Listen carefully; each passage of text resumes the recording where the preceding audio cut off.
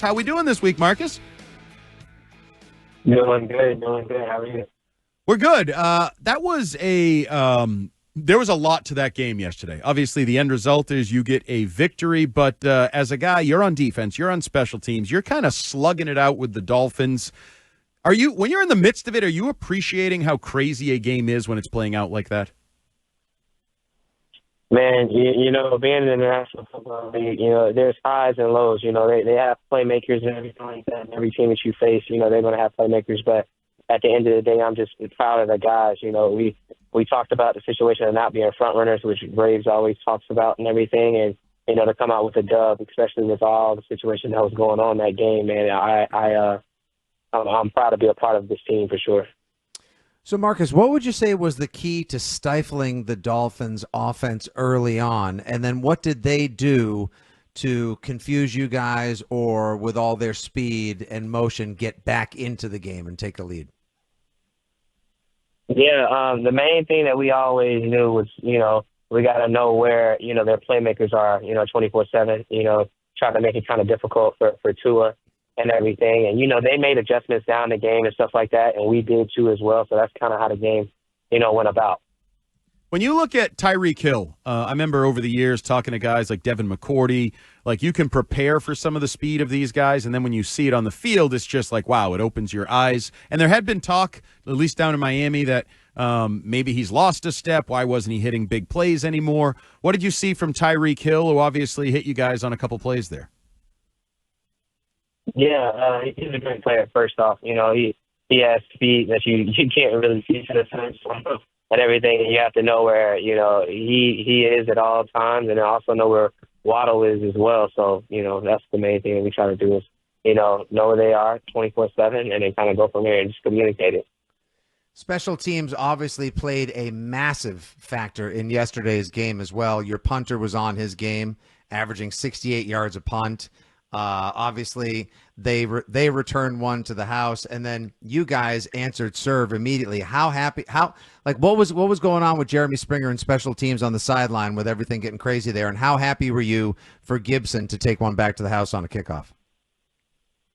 Yeah, I was definitely happy for Gib, man.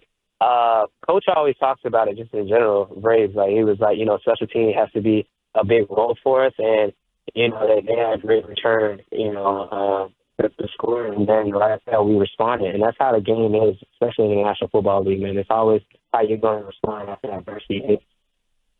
Patriots defensive back and team captain Marcus Jones here with us on WEEI Afternoons on a Patriots Monday. Speaking of that kickoff return, are you worried about losing your punt return job? Because Coach Vrabel looked like he's got some wheels out there. Is he faster than you? No, I'm not worried about that at all and everything. I'm just glad, he ain't pulling nothing because it looked like he was running pretty hard. But I love the excitement from Braves.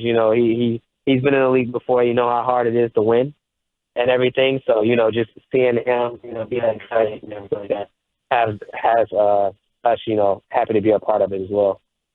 Marcus, in the second half yesterday, I saw you make a tackle and you're not the size of Robert Spillane, we'll say, but you absolutely laid the wood on someone.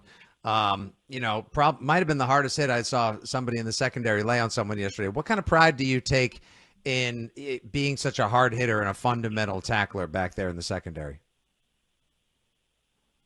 Yeah, it's very important off the fact of, knowing where your health is and knowing that you can't take shots on the glove and, take shots on, guys that's coming down the field. But, at the end of the day, it's like usually we're the last line of defense. So it's like whenever you do have a ball carrier coming down the field, you're like, you got to get them down, whatever it takes and kind of go from there. So, I just pride myself on trying to make sure to, take the right angles and then kind of go from there. Marcus, I don't know if you know this, but you were the only player on defense who played all 57 snaps yesterday in that humidity and heat of Miami. How did that feel? Did that test your conditioning a little bit?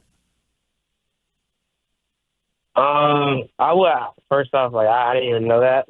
We don't really know the numbers and everything like that till we go over it. But it was a little bit more humid than Foxborough, I would say for sure. But it was great just being out there and being able to do the 100% snaps. I don't think I've done that in a minute, but at the end of the day, like, it was a little humid and stuff out there, but it was just great to be a part of it for sure. Miami had some success once they adjusted and started hitting you guys over the middle of the field, especially with running back Devon Achane. Is the middle of the field and tightening that up probably or likely to be a point of emphasis going forward? I would say people that it's a copycat league. So now that we've shown that on film, so now we also have to think about other teams like, we're going to play in the future and be like, hey, whenever we are running these type of coverages or they see this on film, they're going to try to attack it. So it's just like whenever you put stuff on film, you got to make sure to have a response to it. One of the things it feels like we talk to players about, especially defensive players, about early every year is tackling. Tackling probably was not at its best yesterday for you guys as a team. Is that early in the season? There hasn't been a lot of live tackling. Is it difficult to improve on tackling as the year goes on? How do you deal with poor tackling and get it cleaned up? Yeah, the main thing that I would think to, help out with the situation of tackling is just practice.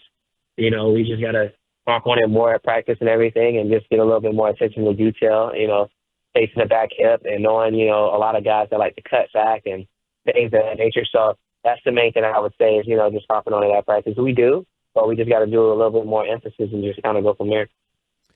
Okay, how much of the plane ride and return home was celebration for getting Coach Vrabel's first win, for getting the team's first win of the season? And then at what point was it like, okay, hey, all right, we got one. Now let's turn our attention to next week? Yeah, whenever we were in the locker room, man, I was just excited for the fact that, Braves getting his first win.